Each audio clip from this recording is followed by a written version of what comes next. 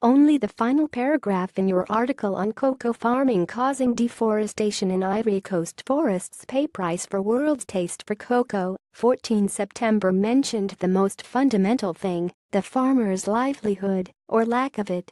The low value of his or more likely her crop is undoubtedly the cause of this problem. But cocoa farming could also provide the solution.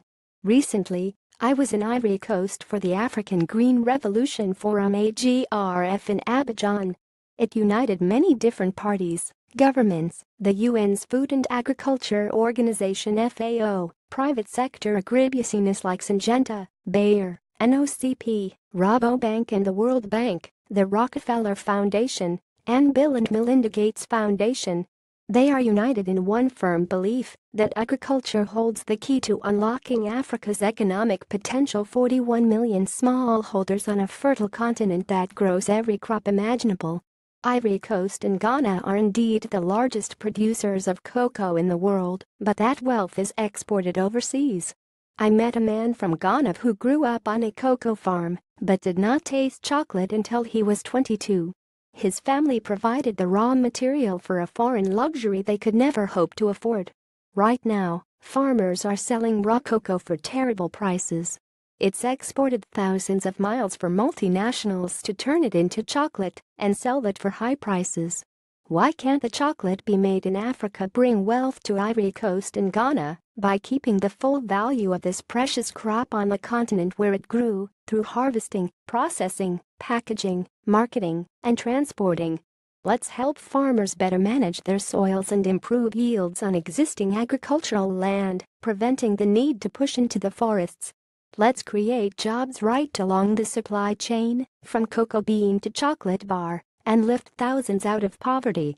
Make agriculture about more than just subsisting and surviving. Then we may stand a chance of saving our rainforests.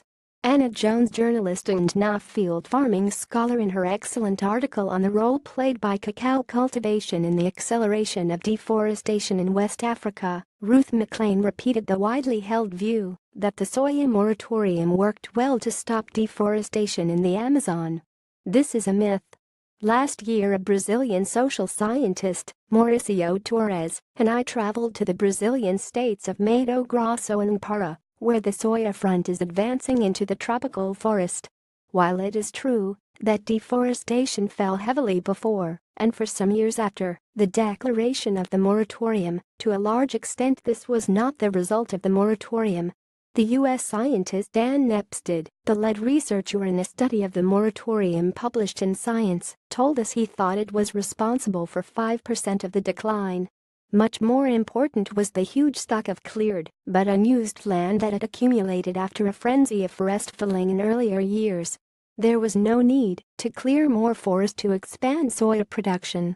At this time, too, farmers were moving into the Cerrado to the southwest of the Amazon, another precious ecosystem not covered by the moratorium. Indeed, the moratorium facilitated greenwash. The result of Cargill's financial incentive was further destruction of the Cerrado, and it called the moratorium a resounding success in its advertising. In 2015, together with Greenpeace and McDonald's, Cargill won the Keystone Award for leadership in significantly reducing deforestation through the collaborative Brazilian soy moratorium. The truth is that, while the West and China maintain a voracious appetite for soya to feed to livestock and for cacao to manufacture chocolate, and the price of these commodities does not reflect the true environmental cost of their production, the destruction of tropical forests will continue. Sue Branford Clun, Shropshire, join the debate. Email guardian.letters@theguardian.com. Read more Guardian letters. Click here to visit goo.com letters.